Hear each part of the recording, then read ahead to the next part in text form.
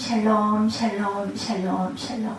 하나님 사랑합니다. 여러분 주 안에서 사랑합니다. 열왕기상 12장 12절에서 30절.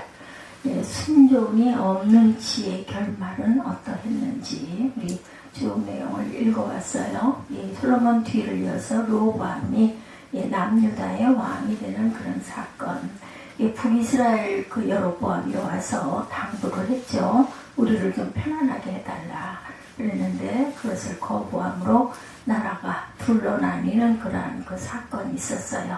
솔로몬은 아주 지혜왕이었죠. 그 지혜가 어떻게 그의 것이 되었는지, 그는 아버지 다윗을 이어 왕이 되면서 특별한 마음을 가지고 출발을 했던 사람입니다.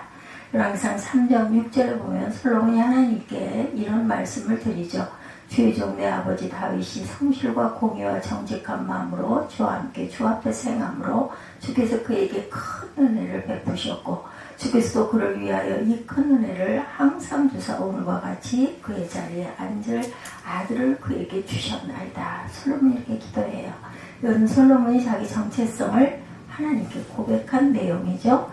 하나님, 우리 아버지가 하나님 앞에서 성실과 공의와 정직한 마음으로 살았기에 하나님께서 그에게 큰 은혜를 베푸셨고 그 은혜로 제가 오늘 이렇게 왕위에 다시 오르게 되었습니다. 이런 고백입니다.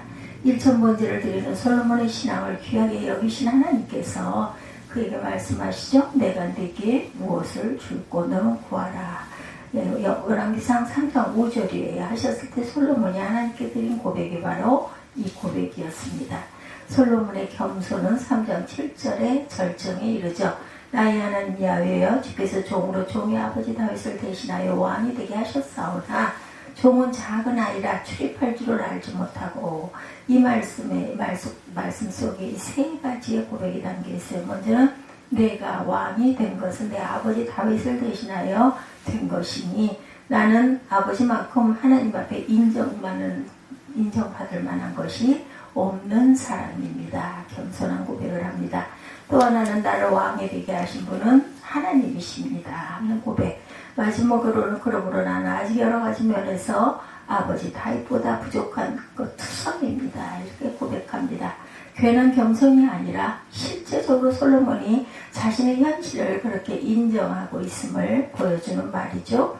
무엇을 줄고 너는 구하라 하시는 하나님께 솔로몬이 지금 무엇을 구해요? 3장 9절에 듣는 마음을 종에게 주사 주의 백성을 재판하여 선악을 온전하게 분별하게 하옵소서.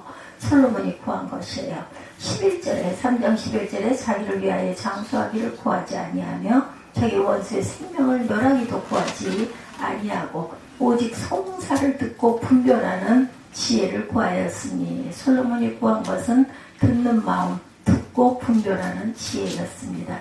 이런 지혜는 하나님이 주셔야 하는 지혜였죠. 결국 솔로몬이 구한 것은 하나님의 지혜였다. 근데 아기를 가운데 놓고 서로 자기 아이라고 우기는 여인에게 지혜로운 재판을 한 이후에 3장 28절에 온 이스라엘이 왕이 심야의 판결함을 듣고 왕을 두려워하였으니 이는 하나님의 지혜가 그의 속에 있어 판결함을 봄이더라. 이렇게 증거하고 있어요. 이스라엘 백성이 솔로몬의 권위 앞에 두려움을 느낀 것은 그에게 주신 하나님의 지혜를 보았기 때문이었다. 성경이 분명하게 말씀합니다. 또한 솔로몬은 태평성대를 누리며 나라와 백성들을 번성하게 하고 4장 29절에 보면 하나님이 솔로몬에게 지혜와 총명을 심히 많이 주시고 또 넓은 마음을 주시되 바닷가에 모래같이 하였다라고 말씀하고 있어요. 유대인은 아주 많다는 것을 뜻할 때 주로 하늘의 별과 같고 바다의 모래 같다 이런 표현을 많이 씁니다. 하나님 솔로몬에게 주신 지혜가 얼마나 크고 많은 것이었는지를 표현하는 이 구절에서 지혜와 총명을 심히 많이 주셨는데 거기에다 넓은 마음을 바닷가의 모래같이 그렇게 많이 주셨다. 이 모든 것이 솔로몬이 받아 누린 영화의 근거입니다. 그리고 솔로몬은 자기 아버지 다윗이 이루지 못한 성정 건축의 꿈을 이루게 되죠. 열왕기상 7장까지는 성전이 어떻게 건축되었는지를 보여주고 8장에서 그 성전에 하나님의 임재의 상징인 언약궤를 모시는 장면이 등장을 하고 하나님은 비로소 그 성전을 하나님의 거하실 처소로 인정하시죠. 8장 11절에 보면 말씀하고 있어요. 8장 11절 봅니다. 8장 11절. 제사장이 그 구름으로 말미암아 능히 서서 섬기지 못하였으니 이는 야훼의 영광이 야훼 성전에 가득하였더라 이렇게 증거합니다.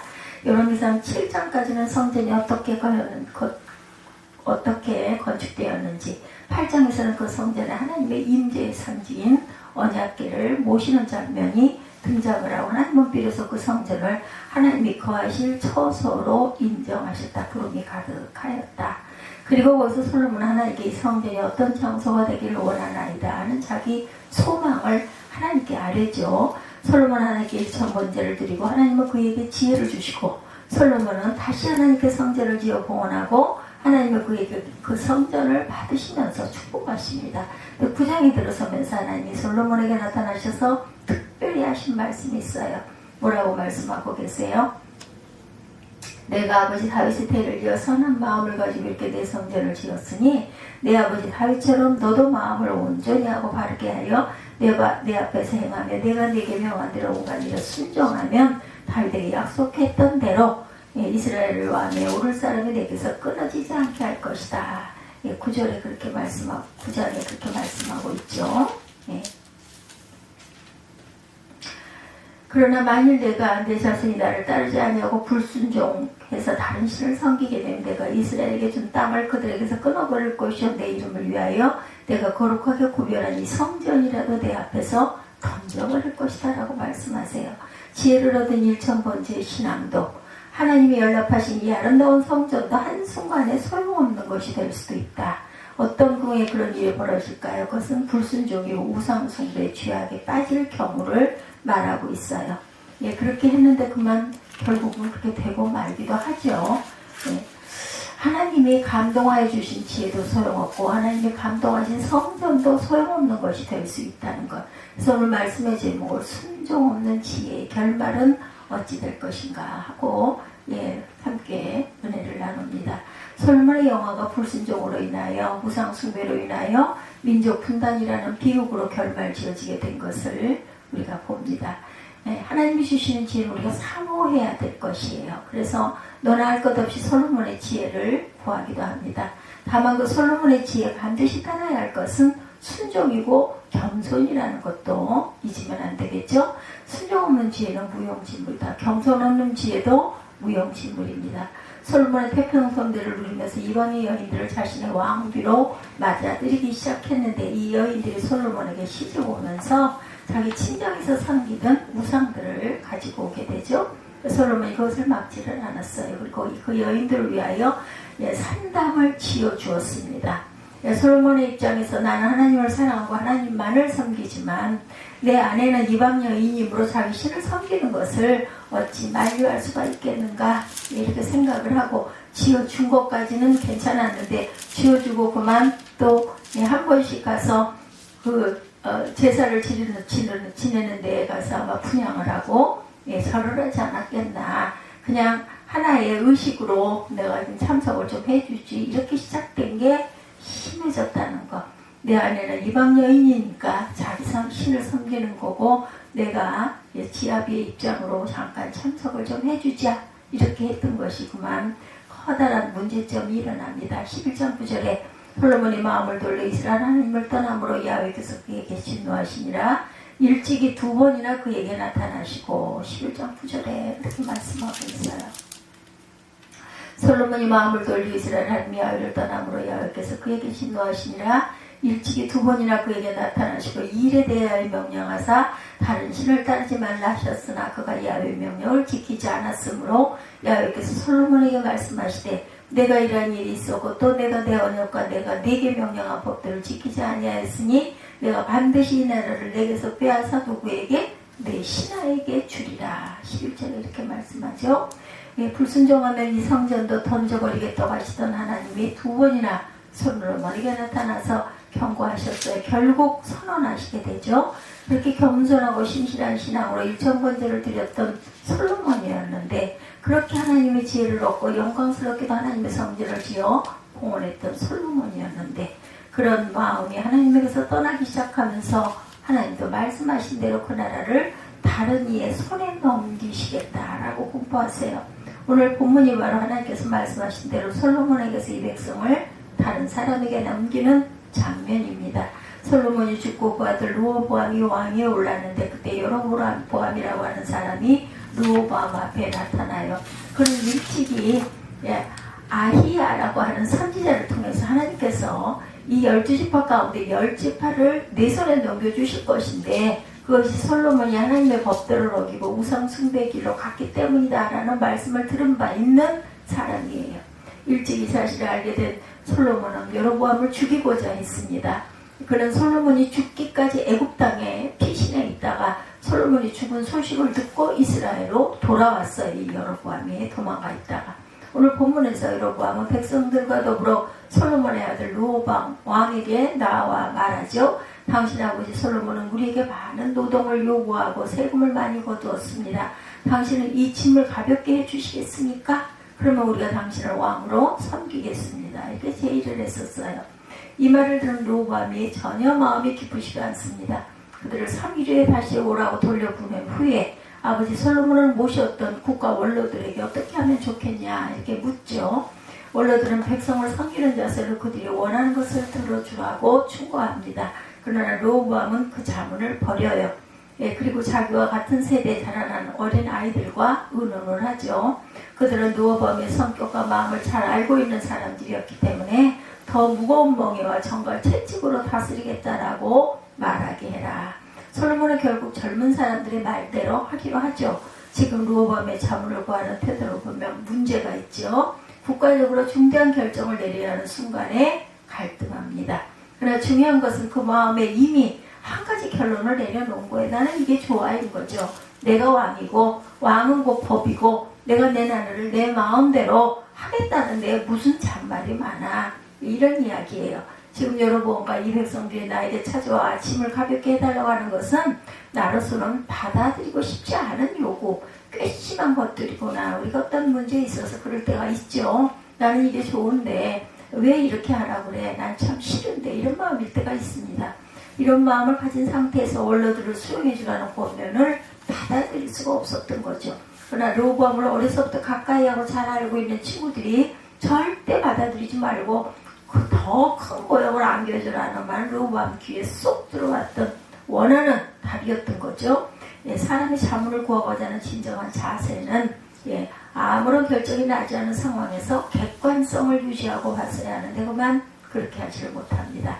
다 들어보고 이렇게 결정이 날 수도 있고 저렇게 결정이 날 수도 있는 것이 자문을 듣고자 하는 겸손한 자세죠. 일찍이 솔로몬이 왕이 되면서 하나님께 구하였던 것은 지혜였어요. 어떤 말로 지혜를 구하였는지 생각이 나시죠? 듣는 마음을 종에게 주사. 아까 우리 한번 쭉 돌아보았어요. 3장 9절 이렇게 구하였더니 하나님은 또 뭐라고 하시면서 지혜를 주셨어요? 11절에 장수도 부도 원수 멸하기를 구하지 아니하고 송사를 듣고 분별하는 지혜를 구하였으니 분명 솔로몬은 듣는 마음을 구하였고 하나님은 듣고 분별하는 지혜를 주셨습니다. 솔로몬의 아들 르호보암은 듣는 마음 듣고 분별하는 지혜가 없는 자였는데 오로지 자기 자존심과 고집으로 똘똘 뭉쳐서 이미 결론이 나 있는 상태에서 형식적인 자문을 구하고 있었던 것. 이거는 자문을 할 필요가 없는 그런 자문이었죠. 객관성이 없던 방향으로 하나님의 원하는 길로 가겠다는 자세가 전혀 없었어요.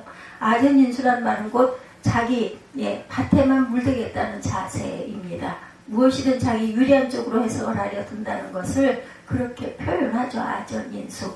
기도하는 우리의 자세가 혹시 아전인수격으로 하고 있는 것은 아닌가 우리가 생각해 봐야 합니다.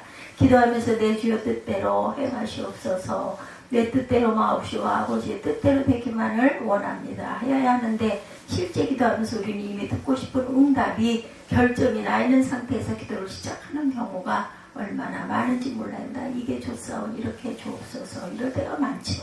이런 기도를 자기중심적 기도, 주관적인 기도다 이렇게 얘기합니다. 말씀하옵시면 주의 종이 그대로 시행하겠나이다. 꼭 그것이 내가 원하는 길이 아닌 가시밭길이라 할지라도 그리로 하겠나이다 하는 객관성을 유지하면서 기도해야 되겠다. 이것이 안 되는 이유는 우리가 병들었기 때문에 욕심이 많기 때문에 환자를 보면 그가 아프기 때문에 어떤 자세로도 불편해요. 그래서 병간호가 어렵습니다. 아픈 사람을 완전히 편안하게 하고 만족스럽게 할 길이 없어요. 우로 눕혀달라고 또 좌측으로 눕혀달라고 하고 앉아있겠다고 했다가 금방 눕겠다고 하고 찬물을 달라고 했다가 너무 차니까 미지근하게 달라고 해야 합니다. 이래도 저래도 몸이 불편하기 때문에 이래 볼까 저래 볼까 또 이렇게도 좀 해보면 어떨까. 우리가 삶에 지치고 병들어 살면서 하나님께 모든 것을 맡겨드리고 말씀만 하옵소서의 삶을 살지 못해요. 르호보암 또한 자기 고집을 꺾지 못했던 거죠. 자기의 그 욕망을 이루고 싶었던 거예요. 그리고 이스라엘 백성은 그 고집스러운 왕에서 마음이 떠나고 맙니다. 결국 열집하는 여로보암을 중심으로 북이스라엘 왕국을 건설하게 됩니다. 그리고 이스라엘은 분열의 역사를 시작하게 된 거죠. 또한 그 분열 왕국은 각각 북이스라엘이 BC 722년에 아수르에게 멸망을 당하고 남유다는 조금 더 가야 한 130년 더 가다 BC 586년에 바벨론에게 멸망을 당하는 결과를 우리는 알고 있어요. 네, 바벨론으로 끌려갔던 백성들은 결국 예루살렘으로 돌아오게 되지만 아수르의 멸망을 당한 백성들은 세계로 흩어져 나라 없는 백성으로 떠돌아다니게 되는 비참한 디아스포라가 되고 말죠. 이것이 이스라엘의 비극적인 역사였던 것. 어디서부터 이런 일이 시작되었어요? 솔로몬의 말년에 그가 불순종으로 우상숭배로 인생을 마쳤기 때문에 벌어진 비극이라는 것이죠. 원인 없는 결과는 없어요. 겸손과 지혜, 순종과 헌신으로 시작되었던 솔로몬이 불순종과 우상숭배로 인해서 그 모든 영화를 잃어버리고 하나님의 던져버리심을 당하게 되는 역사가 이렇게 나타났었다라는 것. 네, 시작이 좋았습니까? 마무리까지 좋아야 합니다. 여러분들 순종 없는 지혜의 결말을 우리가 보았어요. 아무리 아름다운 성전을 봉헌하여 하나님 마음을 기쁘시게 하고 감동적인 일천번제를 드려서 하나님의 마음을 감동시킨 솔로몬도 그 끝이 불순종과 교만이었던 것. 그 대가는 이스라엘 후손들이 치게 됐어요. 하나가 되어야 할 가정, 하나가 되어야 할 교회, 하나가 되어야 할 민족이 분열되는 것은 하나님 중심으로 하겠습니다 하는 겸손하고 객관적인 자세가 아니라 자기 고집, 자기 자존심으로 하고자 하는 어떤 한 사람 때문에 그렇게 되고 만다라는 것. 이스라엘 역사에는 솔로몬과 그 아들 르호보암이 있었어요. 우리 자신을 돌아보는 시간을 가져보시기 바랍니다. 분열의 시작에는 인간의 욕심과 고집이 자리하고 있어요.